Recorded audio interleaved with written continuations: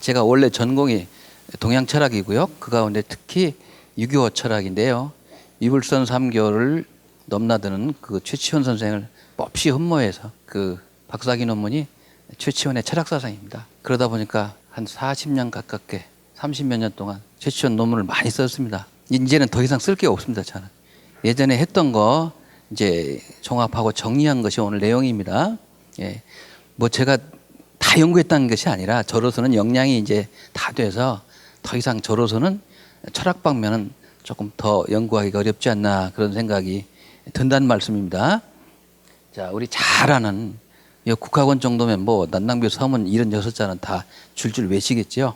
난낭이라고 하는 화랑인데 저희 쪽에서는 그렇게 봅니다. 화랑은 화랑인데 이 난자는 아무한테나 붙이는 게 아니거든요. 주로 임금 정도나 돼야 난자를 붙이는데 화랑 출신 임금은 경문왕밖에 없습니다. 신라에서. 그래서 경문왕의 비문일 거다 이렇게 추정을 합니다. 정확하지는 않고요. 그렇게 추정을 하는 거죠. 자, 576년초 진흥왕 37년 576년초에 나오는 겁니다. 자, 이 난낭비서 76자는 저는 이렇게 요약을 합니다. 우리 고유 사상에 대한 최초의 관심이자 정의다. 물론 요 다음에 뭐 또 다른 자료가 나오면 이게 깨질 수 있죠.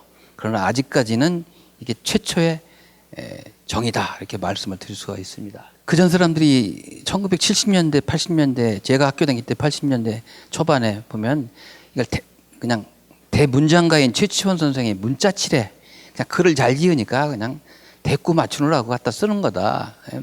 화려하게 별려문 가지고 화려하게 쓰다 보니까 한 거지 실체가 별로 없는 거다라고 얘기를 했는데 지금은 달라졌죠. 이게 난낭비 서문이 이렇게 간단한 글이 아니라는 거, 역사적 사실에 바탕을 뒀다고 하는 것이 이제 하나하나 밝혀지고 있습니다. 그 다음에 최치원 선생이 자기 나름의 사고의 틀, 해석학적 이 틀, 그런 이제 거푸집, 주형이라고 하죠. 그것에 따라서 고유사상을 이해하고 정의를 내렸다라고 저는 봅니다. 풍류는 역사적 실제입니다. 있었던 겁니다. 그렇지만 그 해석과 정의에는 최치원 선생의 철학, 자기 주관이 담겨 있다는 거죠. 일단 그 점을 좀 전제를 하고 들어가야 될 것 같습니다. 그리고 최치원 선생이 말씀하시는 것은 역사적인 관점과 상당히 거리가 있을 수가 있습니다. 이건 역사적인 것보다도 사상이나 또는 종교 쪽에 가까운 것이기 때문에 입장이 다를 수는 있다는 거 말씀을 드리겠습니다. 난낭비서는 어떻게 나오게 됐냐? 이거는 이제 제가 연구한 게 아니고요. 이미 여러 사람들이 이제 역사학계에서 발표를 했는데 9세기 중엽에 가면은 경문왕 때로부터 진성왕 때죠. 이때 가면은 삼국통일 이후에 이완됐던 사회 분위기를 바로 세우려는 일련의 움직임이 쭉 일어납니다. 이제 화랑의 정신과 활동을 다시 띄웁니다. 너무 느슨해진 걸 다시 띄웁니다. 그다음에 국가의식을 고양하고요. 그다음에 당시에 이제 임금이 여왕 아닙니까? 여왕인데 당시만 하더라도 아무리 왕이지만 남존여비 시대에 여왕이 가지고 있는 한계라는 게 있을 거 아니겠습니까? 그래서 이제 왕실의 혈통을 매우 중시하고 여왕을 띄우는 것, 그다음에 우리 고유사상을 갖다가 부각시키는 것, 이런 것들이 그 시기에 이루어지게 됩니다. 난낭비 서문은 이런 그 배경을 깔고 나오는 건데요. 이 최치원 선생은 이런 흐름에 동조하고 협조하면서 자신의 정치적 학문적 위상을 높여나갔습니다. 그런 것들이 바로 그 유명한 사삼비명입니다. 이 사삼비명은 단순하게 4명의 그 고승들의 비문이 아니고요. 그 안에 보면은 저는 그걸 읽을 때마다 그렇습니다. 거의 주문처럼 느껴지더라고요. 그 난낭비 서문에 나온 글자 자체가 어떻게 압축을 해놨는지요. 그게 압축 파일 같아요. 그거 풀면 막 여러 가지가 나오게 됩니다. 그래서 오늘 말씀드릴 것도 그 압축 파일을 풀어서 말씀드린다고 하면 아마 맞지 않을까 싶습니다. 자, 그런데 우리가 지금까지 풍류 얘기하면 난낭비 서문, 최치원이 처음으로 말하고 그 뒤로는 누가 얘기한 사람이 없는 걸로 아는데 이건 제 연구 결과에 의하면 진흥왕 순수비에 이미 풍류 얘기가 들어 있습니다. 지금까지 그걸 못 본 거죠. 진흥왕 순수비는 풍류도의 실제를 증언하는 최고의 자료입니다. 이건 제가 논문을 발표했습니다. 어떻게 보면 앞에는 진흥왕 순수비가 있고 뒤에는 난낭비 서문이 있는데 이 두 개는 거의 자매편과 같다. 그 다음에 사상의 언어로서의 풍류. 요새 쓰는 풍류하고 좀 얘기가 다르죠.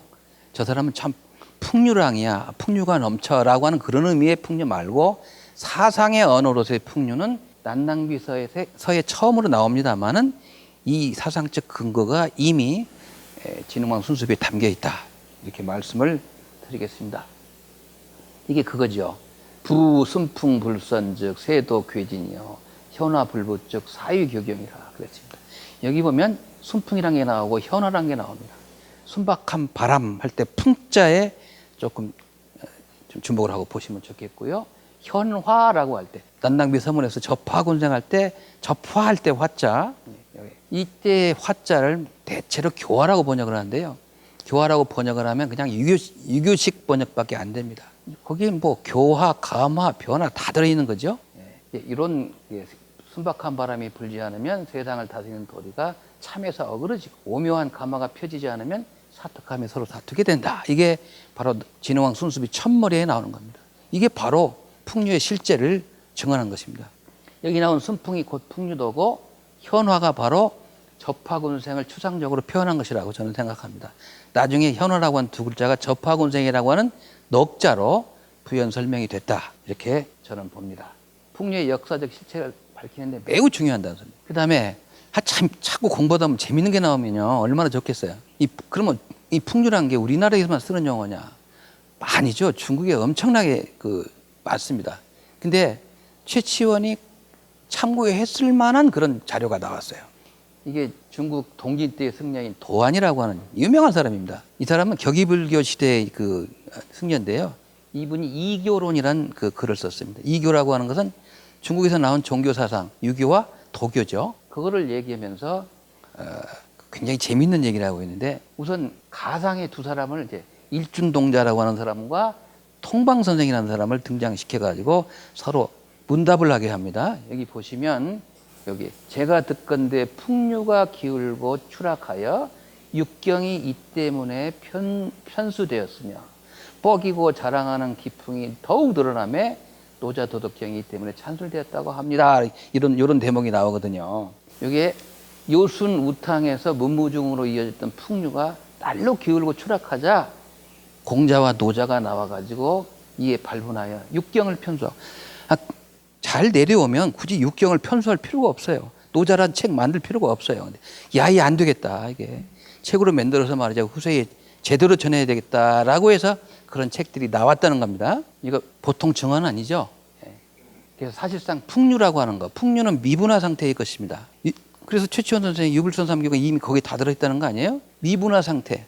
이건 유교라고 말할 수도 없고 불교라고 말할 수 없고 도교라고 말할 수 없는 그런 실체가 풍류인데 요건 아주 그냥 말하자면 일종의 원시태지요. 이런 풍류에서 유가사상과 도가사상이 분화했다는 거예요. 이게 여긴 두 가지만 얘기했지만 하나 더 보태면 이제 세 개가 되는 거죠. 유불선 삼교가 거기서 나왔다는 거죠. 엄마 모처에서 새쌍둥이가 나오듯이 그렇게 나왔다는 거죠. 저는 이걸 읽으면서 아주 무릎을 쳤습니다. 이 자리에서 들으신 분들이 뭐 그런 거 가지고 이렇게 흥분하시냐 할지 모르지만 최치원 풍류도를 연구하는 저로서는 뭐 이런 게 다 있어. 최치원의 문집을 보면 도안이라는 사람의 글을 엄청나게 인용을 많이 합니다.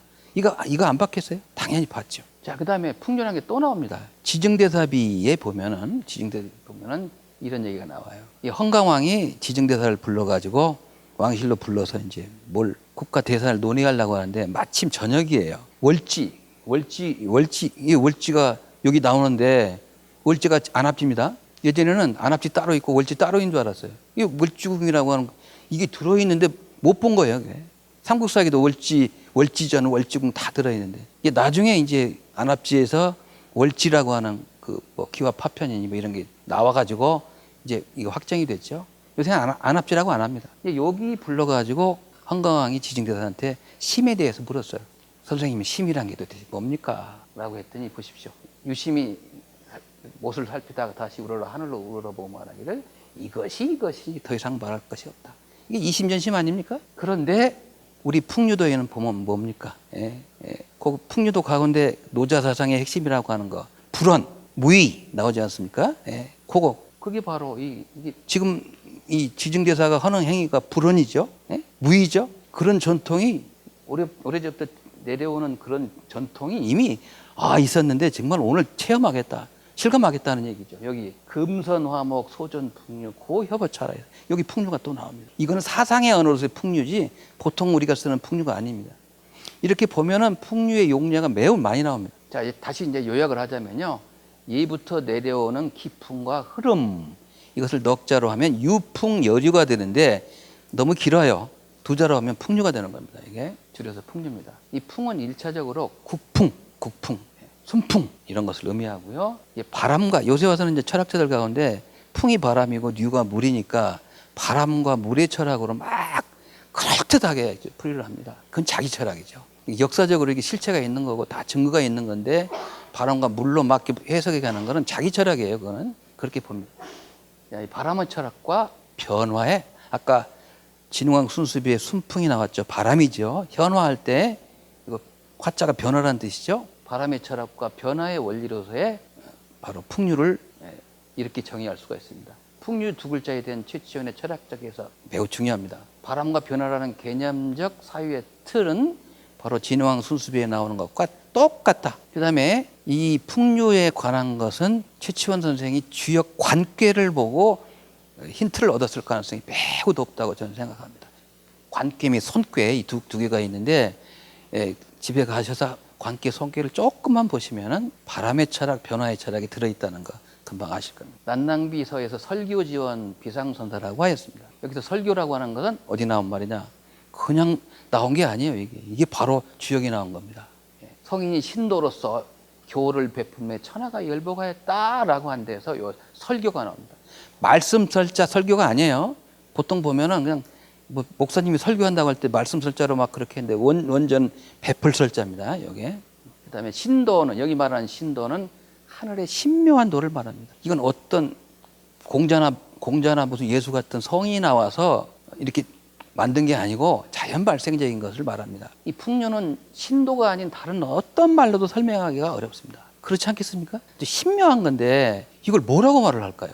말을 하면 오히려 더 이상한 거고, 뭐 우리말에 거식이란 말도 있긴 합니다만 그렇다고 거식이라고 할 수는 없는 거고. 그래서 이제 하여튼 어떻게든지 말로 붙여야 되겠는데 가장 그래도 근접한 게 신도가 아니겠느냐. 근데 이걸 또 이미 일본 사람이 따다 써버렸어요. 우리는 그러니까 일본 사람들하고 똑같이 쓸 수가 없으니까 앞에다 고자를 붙여가지고 고신도라고 하잖아요. 그 고충을 이해합니다. 자, 이 현묘는 말과 글로 표현할 수 없다는 의미입니다. 이게 노자에 나오죠. 나옵니다. 이 현묘지도, 이게 말이나 글로 표현할 수 없는 도가 바로 현묘지도인데, 유불도 사상과 이질적이지 않으면서도 그 자체는 별개의 것이다라는 의미가 또 현묘 속에 들어 있습니다. 다 통해요. 유불선이 다 통하고 다 두루 포함하고 있는데 그렇다고 유교냐? 그렇게 말할 수 없다는 거죠. 그러니까 이건 또 현묘라고 말할 수밖에 없죠. 그 다음에 무생명체를 변화로 이끄는 것이 매우 신묘해요. 그러니까 또 현묘라고 말할 수밖에 없는 거죠. 자, 왕필의 줄을 보면 이런 얘기가 나옵니다. 이게 최치원 선생이 분명히 봤다고, 100% 봤다고 저는 확신하는 건데요. 현지우연, 중묘직면이라고 하는 노자 제1장에 나오는 건데, 여기 현지우연이라고 하는 것에 대해서 줄을 그렇게 달았어요. 무명은 천지지시오 유명한 만물지모라. 차 양자 동출이 이명하니 동유지현이라 그랬어요. 이 유명과 무명 두 가지는 한 군데서 나와요. 하나에서 나와요. 분화됐던 얘기죠. 이게 한 군데서 나오는데 이름이 다를 뿐이다. 분화되고 난 뒤에는 당연히 이름이 다르겠죠. 그런데 분화되기 이전에 그 같을 동자 요걸 이뤄서 뭐라고 하냐? 현이라고 한다. 단순하게 그냥 뭐 오묘하다 신묘하다 그런 게 아니고 주석을 아주 제대로 달아놨어요. 왕필이 20대에 죽은 사람 아닙니까? 천재죠. 천재 가운데 천재죠. 이렇게 주석을 달아놨는데 천하의 최치원이 이 주석을 안 받겠냐 그 말이에요. 이걸 보고서 현묘라고 이제 명명을 한 걸로 저는 생각을 합니다. 자, 일본의 후쿠나가 미쯔지라고 하는 아주 그 도교학 쪽에서는 알아주는 사람이 있습니다. 이미 돌아갔죠. 이 사람이 얘기를 잠깐 제가 얘기를 하겠습니다. 이 노자가 말한 현자, 이 거물 현자는 많은 변화와 다양성을 대표한 근원적 하나다. 이 하나에서 만물이 생성한다. 난낭비 서문에 나오는 이 포함삼교 현묘지도와 탁 연결시키면 좋을 만한 얘기죠. 난낭비에서 말한 이 현묘지도는 포함삼교를 구체화되는데, 이 포함이란 것은 이것저것을 다 이렇게 받아들여가지고 이렇게 뭐 망라한다는 그런 뜻이 아닙니다. 본래부터 그런 것을 내포하고 있다는 거거든요. 옛날에는 우리 선학들 꽤 유명한 사람들도 포함삼교 할 때 삼교를 중국으로부터 유교를 받아들이고 불교를 받아들이고 도교를 받아들여서 하나로 종합했다고 해석을 했어요. 그때 포함은 이 먹음을 함자를 쓰는 게 아니죠. 여기 저 앞에 삼수변에다 이렇게 무슨 뭐 상자라고 할 때 함자 있잖아요. 그 함자를 써야 맞습니다. 예.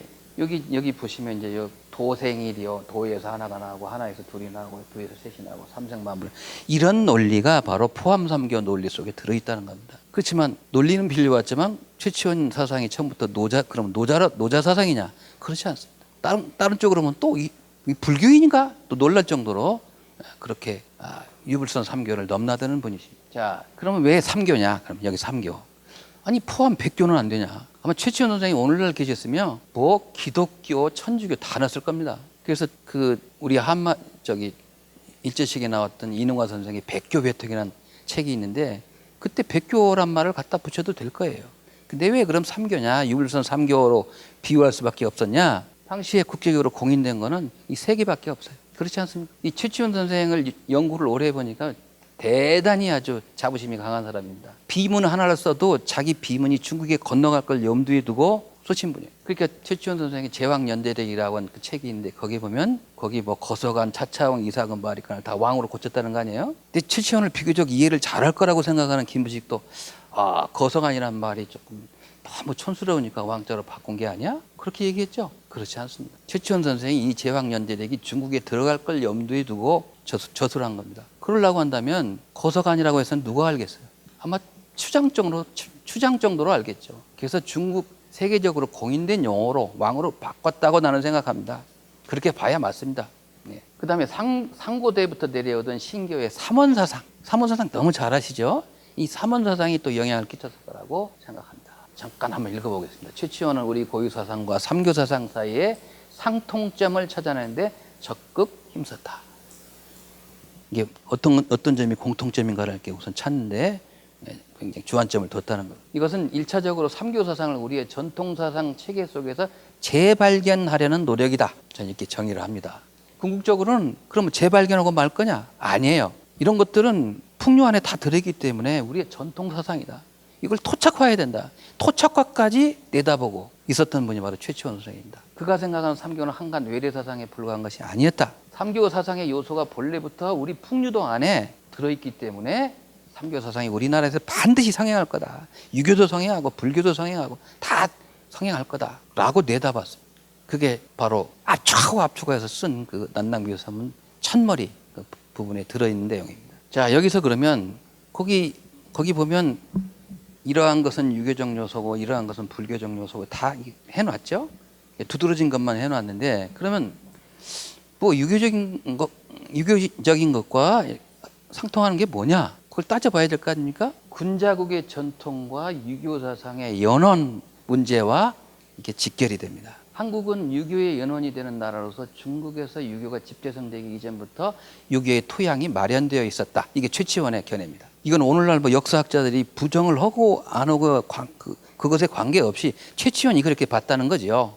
예. 그러다가 공자가 유교를 집대성한 이후로 오경 중심의 유교 사상이 중국으로부터 우리나라에 전래돼 가지고 우리의 본래 토양 속에 있었던 유교 사상적 요소는 어디로 가버리고 중국에서 다시 집대성돼서 들어온 유교가 성행하게 됐다는 거예요. 최치원은 바로 우리나라가 유교의 근원이었음을 여러 글에서 말했습니다. 지중대사비를 보면 이런 얘기가 나옵니다.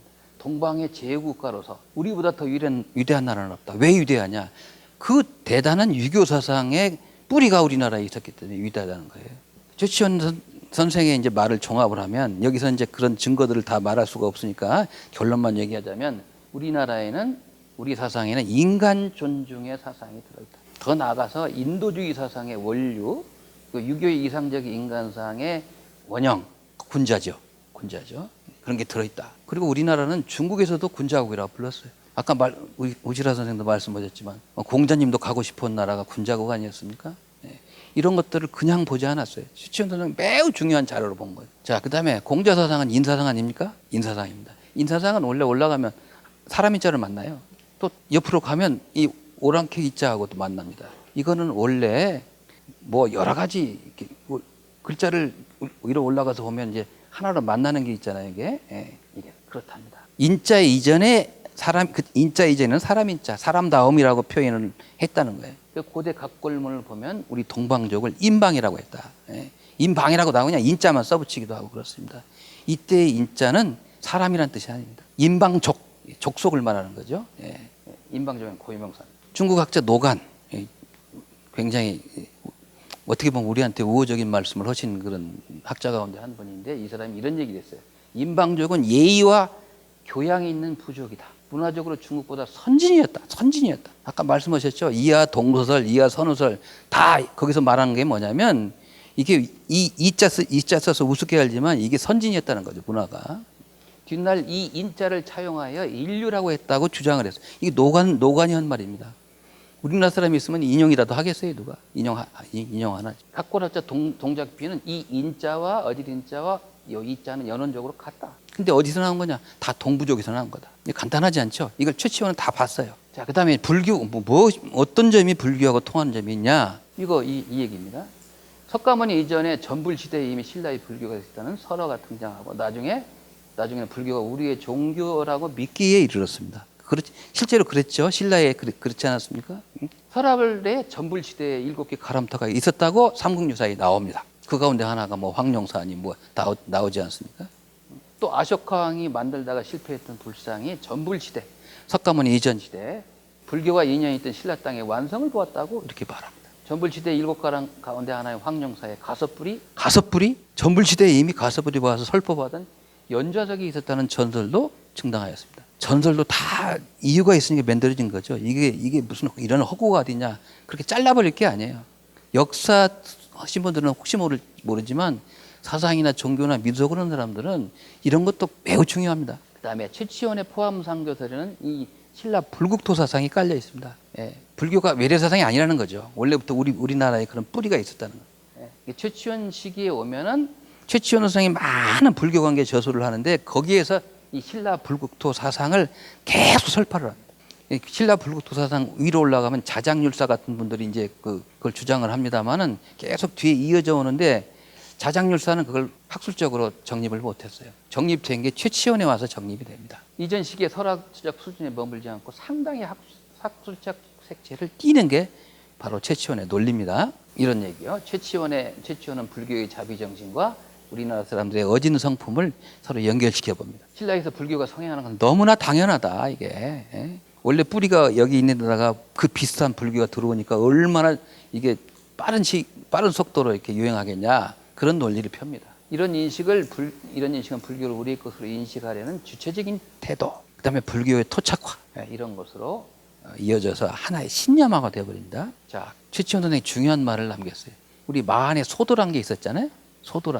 그 소도를 갖다가 불교 의식에다가 견주었습니다. 이 지증대사 비문에 나오거든요. 놀랄만한 얘기입니다. 누구도 그런 얘기 한 적이 없는데 마안의 소도는 이게 불교 의식과 관련된 거다 이렇게 얘기를 합니다. 서방에서 종교적 형태로 완성된 불교에 앞서서 동방 신라의 사상과 의식 속에는 불교의 묘맥이 있었다. 묘맥이. 예? 그런 주장을 하고 있습니다. 그리고 최치원 선생은 불교 경전의 말을 이끌어서 신라가 장차 불국정토가 될 거다. 두고 봐라. 그렇게 안 되나 두고 봐라. 아주 확신을 가지고 이런 얘기를 하고 있습니다. 근데 그걸 경전 속에서 끌어다가 얘기를 합니다. 예를 들면 가야라든지 신라라든지 이런 용어 자체들도 전부 불교와 관련되어 있는 것들인데 이게 불국정토. 신라에서 불교가 아주 성행할 거라고 하는 그런 것을 예시하는 그런 지명이라는 거죠. 예. 자, 그러면 노장사상하고 어떻게 또 합치가 되냐? 또 얘기를 했어요. 최치원 선생은 도가 사상의 핵심을 박이라고 봤어요. 박자가 무슨 박자입니까? 통나무 박자죠. 전혀 가공을 하지 않는 나무가 바로 통나무 박자입니다. 보통 사람은 이제 그 노장사상의 핵심이 뭡니까? 간단히 얘기해 주세요. 무의자인 아닙니까? 맞죠. 무의자인이죠. 근데 무의자인을 그럼 또 한자로 더 줄여보세요. 박자입니다. 통나무 박자입니다. 최치원 선생이 꼭 찍었어요. 통나무 박자로. 이건 진감전사 비문에 나오는 겁니다. 박실자연. 이게 박실이라고 하는 것은 인의를 가하지 않는다는 거죠. 이게 무의자인이라는 말하고 같아요. 이 박실자연은 노자 사상의 중핵입니다. 그런데 이 박실 사상은 다른 곳이 아닌 지금의 요동지방에 있던 청국에서 배태되었다. 이렇게 최치원은 보고 있습니다. 산해경에 보면 이런 얘기가 나오죠. 천구의 나라의 성품이 부드럽고, 이 부드러울 유자를 썼어요. 순박한 유박이란 그런 백성이 살고 있다. 이곳은 영토의 나라다라고 고정 얘기를 하고 있는데요. 예전에는 산해경이 위서라고 해서 그냥 거들떠보지도 않았죠. 저는 그렇게 생각합니다. 역사 학자 앞에서 감히 문자 쓰는 것 같아 대단히 죄송하지만, 그렇게 조금 뭐 거짓이 이렇게 들려 있으면 그걸 도려내고, 진실된 건 남겨두고 그런 건 도려내고 봐야지, 어느 한 가지가 몇 가지가 조금 의심스럽고 거짓이 섞였다고 해서 그 책을 다 버리기로 들면 아마 상고시대 문헌은 나만 할 게 아무것도 없을 겁니다. 그건 신채호 선생이 얘기를 했어요. 예, 자료를 감별할 때 진 중에 진, 예? 진 중에 위, 위 중에 위, 이렇게 가려야 된다. 맞는 말씀이라고 생각합니다. 이 산해경은 나중에 가서 갑골하게 나오는 내용과 일치되는 부분들이 이제 많이 나와가지고 그래도 약간 복권이 됐죠. 아직도 안 믿는 사람은 안 믿습니다만은 최치원 선생이 이걸 아주 절대적으로 믿었어요. 여기 영토라고 하는 것은 이게 보통 해석을 하면 그냥 이게 비옥하다는 뜻도 있거든요. 비옥한 땅으로 해석하기가 딱 좋아요. 아닙니다. 영이라는 건 사람의 성씨예요, 성씨. 그래 영성이에요. 제 이름 영성이 아니고 영시성이라는 것입니다. 영시를 가진 사람의 후에 이미 고정이 되었습니다. 누가 고정했냐? 부산현 선생이 고정을 했어요. 자, 최치원 선생과 비슷한 얘기를 한 사람이 한참 뒤에 나왔어요. 이종휘라는 사람이 나왔습니다. 조선 후기 사람이죠. 이 사람이 이제 그런 얘기를 했습니다. 주로 신라의 오래된 그 풍속, 불교나 이런 것들이 들어오기 전에 이제 그런 풍속을 보면 이렇다는 거죠. 대개 진안의 구석을 보면 스스로 외루나 화서와 같은 이상국가의 경지에 올랐는데도 스스로 알지 못하였다. 800~900년이 되도록 이 상태가 이겼다. 노자와 장자에게 네가 좀 나라를 다스려 봐라 라고 이렇게 시켜도 거기다 더 보탤 것이 없을 정도로 이렇게 무의자연으로 나라를 잘 다스려 왔다. 자, 그 얘기는 바로 풍류가 실제했다고 하는 것과 연관이 되죠. 그게. 자, 유불토 3교가 중국에 행해지는 이후로 유교는 기자 때 이미 우리나라에 행해졌으며 불교 역시 위진 무렵에 들어왔다. 행해지지 않는 것은 노자의 도뿐이었다. 그러나 노자의 도를 실행한다는 명색은 없었다. 신라에서 뭐 노자상을 받아들인 그런 흔적은 없지만 기실 나라를 다스리면서 실행에 옮겨졌던 것이다. 대개 배우지 않고도 그것에 능했던 거다. 이게 어떻게 이렇게 될 수가 있을까요? 풍류도의 전통이 있었기 때문에 그렇다.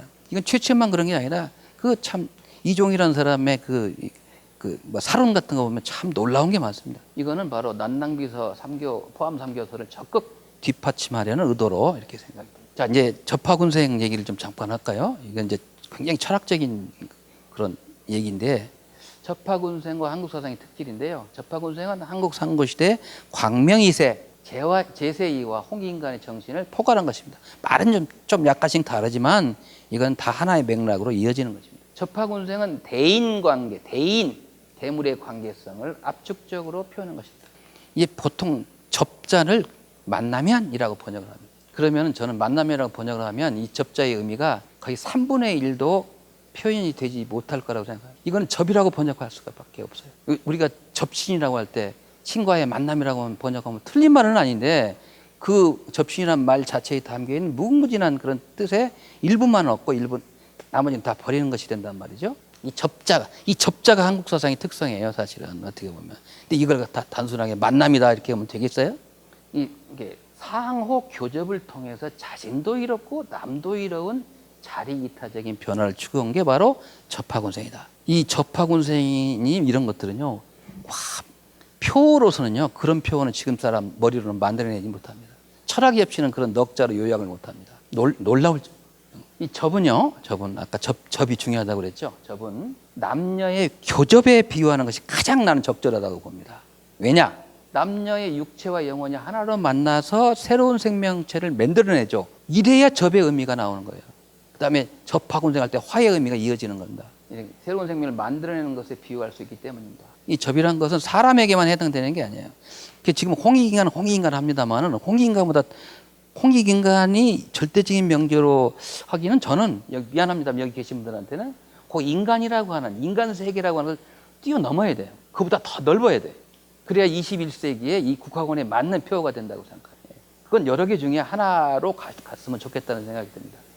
접은 사람은 물론 동식물, 무기물 등 우주 만물을 교접하여 감화시키고 교화시키고 진화시켜서 무명의 굴레를 풀어주고 서로의 삶을 향상시켜서 마침내 완성체로 만드는 것이다. 얼마나 중요한 겁니까? 이런 걸 풍류가 한다는 거 아니에요? 풍류도. 이 동학의 기본 조직이 포와 접이죠. 포에는 포주가 있고 접에는 접주가 있잖아요. 그거 어디도 그런 얘기 안 나옵니다. 이건 포함삼교 접하공생에 따다 쓴 거예요, 이게. 예. 어디도 그런 얘기는 안 나와요. 그렇게 안 느껴지십니까? 오버와 선생님? 예? 얼마나 중요하면 그걸 따다가 이렇게 포주, 접주, 그 교단 조직으로 삼았겠어요. 접은 단순한 교접이나 만남을 의미하지 않는다. 이게 만남이라고 번역하면 뜻을 상당히 잃어버린다는 거죠. 종교적 차원에서 해석하면 저는 접신의 경지에 이르는 것이다. 이렇게 생각을 합니다. 접신의 경지하면 아주 그 무당, 요새 무당 얘기만 입에 꺼내도 막 이상한 사람 취급받는데 아닙니다. 이 접신이라는 게 간단한 그 저기가 아니에요. 접신이라는 사람에게 신이 내려서 영혼이 서로 통하는 거죠.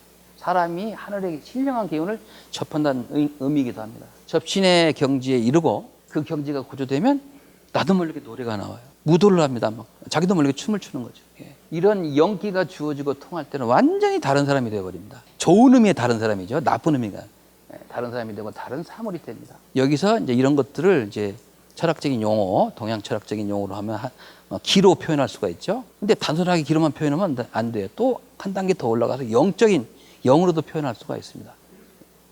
기로 표현할 수 있는 정감성과 영으로 표현할 수 있는 영명성이 한 지점에서 만나는 것입니다. 이 접 한 글자에는 이렇게 한국 사상의 특성이 들어있어요. 한국 사상의 특성은 정감성을 빼놓으면 안 돼요. 이성, 감성, 영성이 다 하나, 삼원 안에 들어있는 게 바로 한국 사상의 특성인데 보통 보면 이성, 감성만 얘기해 영성을 얘기 안 해요. 근데 한국 사상에는 영성이 들어있단 말이에요. 여기 접 속에 바로 여기 영성까지 포함하는 한국 사상의 특성이 들어있다. 근데 이걸 갖다 단순하게 만남이라고 번역하면 되겠냐고요. 최치원 선생님이 이거 쓸 때 보통 비문 하나 쓸 때 7, 8년 걸렸답니다.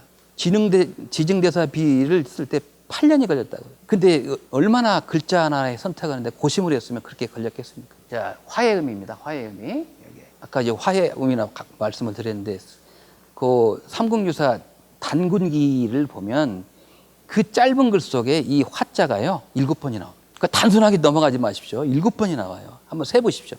네. 여기 삼국유사 단군기의 제세 이화에 근원합니다. 접하군생의 핵심 명제는 생명이고요. 변화입니다. 낳고 또 나와서 생성이 이어지는 과정에서 변화가 이루어지는 것이죠. 생성 따로 변화 따로 한 게 아니라 생성이고 변화고 변화가 생성이고 그렇단 말이죠. 예. 여기 순환론적인 그런 사상이 요 안에 또 들어 있습니다. 지금 여기까지만 봐도 그냥 정말 대단한 압축 파일이죠. 예? 하나의 생명이 생장, 수장, 봄, 여름, 가을, 겨울 이렇게 변하듯이 생장, 수장의 단계를 거쳐서 모습이나 성질을 바꾸가면서 변화를 지속한다는 이 동양 생명 사상의 골자가 요 안에 들어 있습니다. 요 삼국유사 아까 제세이와 말씀드렸습니다. 여기 화자 천부경에 무게화삼이라고 하는 화자 나오잖아요. 그다음에 그 순풍과 현화 또 나오잖아요. 지증대사 비문에 은음상고지와 상고지화라고 할 때 이 화자가 바로 현화 접하군생할 때 화자입니다. 단순하게 보지 마십시오. 이게 이렇게 이거는 그래서 이렇게 접하군생 넉자에 담긴 함의가 결코 그렇게 간단하지가 않다. 자, 근대 민족 종교에서는 이 화자의 의미를 아주 잘 포착을 했어요. 공부 많이 하신 분들이 경전을 만드신 것 같아요. 대종교의 경전의 하나가 바로 회삼경이라고 하는 건데요. 다 이걸 뭐 위선이 믿기 어려운 거라고 얘기합니다만은 이 사상이나 종교의 경지에서는 그렇게 말하는 건 일종의 신뢰라고 생각합니다. 근데 여기서 뭐라고 했냐면 회삼경에서 이 3자 매우 중요하죠. 세상을 다스리는 방법으로는 조화가 있고 그다음에 교화가 있고 치화가 있다. 이분들은 이렇게 이 회삼경이라는 걸 통해서 화자가 간단하지 않다는 얘기를 이미 해놨어요. 화자를 단순하게 교화라고 보지 마라. 교화도 있고 조화도 있고 치화도 있다는 걸 얘기를 하지 않았습니까? 이렇게 세 가지로 나눠가지고 인간 세계를 다스리는 방법으로서의 그 화자의 의미를 얘기를 해놨습니다. 이 화는 가깝게는 감화, 교화로부터 멀리 가면 이제 신화까지 생물학적인 무슨 변화까지 다 포함하는 것은 말할 것도 없고 신화까지 이렇게 이르기까지 의미가 굉장히 포괄적이어도 없습니다. 근데 이건 결국은 변화란 뜻 아니에요, 이게? 화자가 변화시킨다. 근데 단순한 나쁜 쪽의 변화가 아니라 좋은 쪽으로 변화를 시킨다는 의미를 화자에 담고 있습니다. 화는 변화 과정을 거치면서 인과 물이 달라지는 것입니다. 무엇으로? 사람도 못된 사람이 이 풍류도의 가르침을 받고는 완전히 딴 사람으로 변해요. 물건도 마찬가지. 이 동물들도 말이죠. 거의 아주 완전히 사람 못지않게 이렇게 선한 그 동물로 변해가고 막 사나운 매가 비둘기처럼 변해가고 이런 것이 바로 이 화라는 거죠. 그런데 무엇으로 어떻게 변화시키냐가 문제입니다. 이 접하군생의 실체를 밝히는 열쇠가 바로 여기 들어있어요. 풍류는 생명의 힘입니다. 생명의 힘. 아까 생명 변화가 풍류의 핵심 키워드라고 그랬죠. 생에는 탄생이라는 뜻도 있고 이미 태어난 것을 잘 살도록 해주는 살림이라는 뜻이 있습니다. 그렇지 않습니까? 이게 두 가지 의미가 있죠.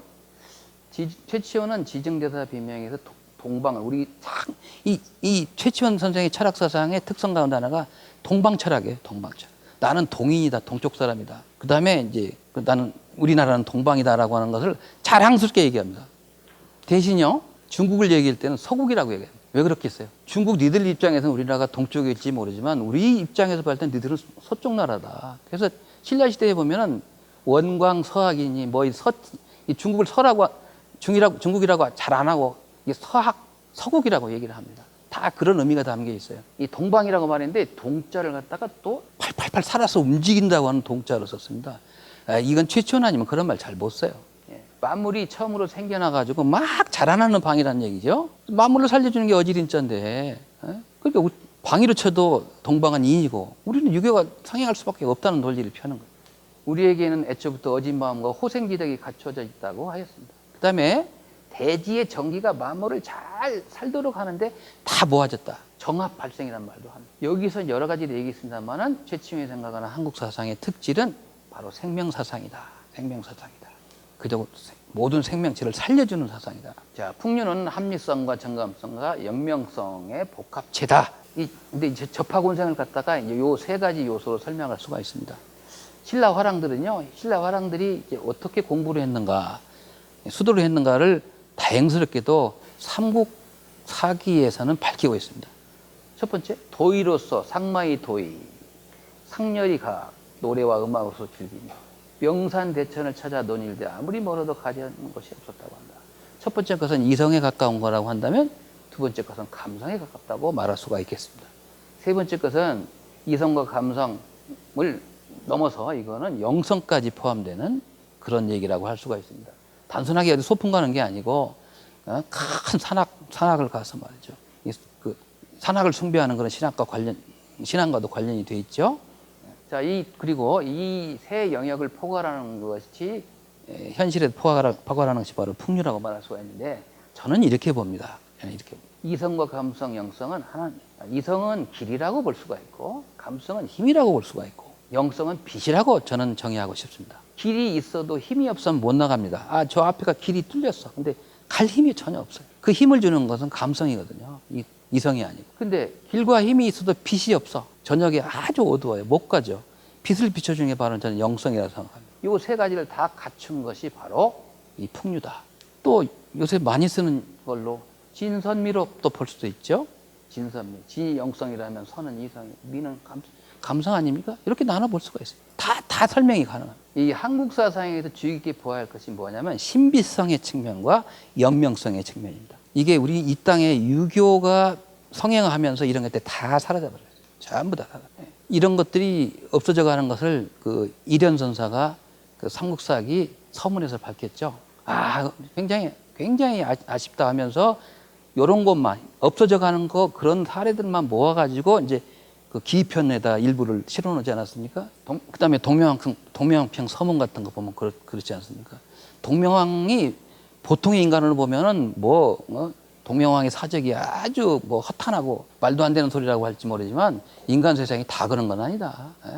이 신비성과 영명성 측면에서 볼 수 있는 것들이 많이 있다. 그런데 왜 이렇게 김부식은 삼국사기에서 확 줄여버렸냐? 아쉬워했죠.